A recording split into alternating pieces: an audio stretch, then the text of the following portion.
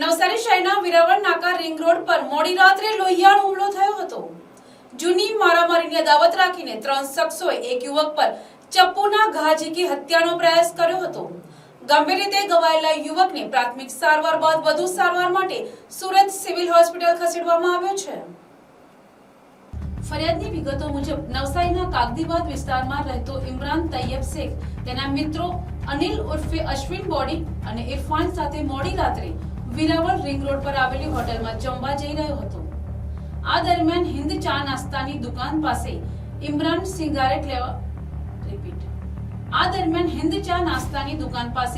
Cigarette લેવા ગયો હતો, જ્યારે તેનો મિત્ર અશ્વિન થોડે દૂર ઊભો હતો। થોડી જ વારમાં ઇમરાન લોહીલુહાણ હાલતમાં અશ્વિન પાસે દોડી આવ્યો હતો। તેણે હાંફતા અવાજે જણાવ્યું કે આસિફ ઉર્ફે ફ્રૂટ પઠાણ અને કિશન દુબે મને ચપ્પુના ઘા માર્યા છે।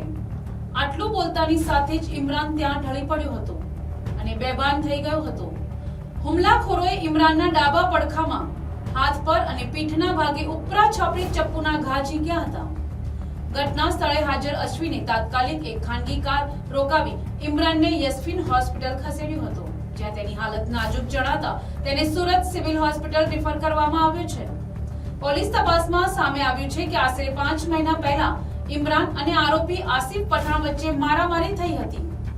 તે અદાવતનો બદલો લેવા માટે આસિફ, કિશન અને એક અજાણ્યા શખ્સે ભેગા મળી આ પ્લાન બનાવ્યો હતો। નવસારી પોલીસે જીમ ટ્રેનર અશ્વિન વિરાસની ફરિયાદના આધારે આસિફ ઉર્ફે ફ્રૂટ પઠાણ રહેવાસી ઘનશ્યામ જીમ સામે નવસારી, કિશન દુબે રહેવાસી ગેલકડી નવસારી અને એક અજાણ્યા શખ્સ વિરુદ્ધ હત્યાના પ્રયાસ સહિતની કલમો હેઠળ ગુનો નોંધી તેમની ધરપકડના ચક્રો ગતિમાન કર્યા છે। Bureau report, NTC news, Navsari.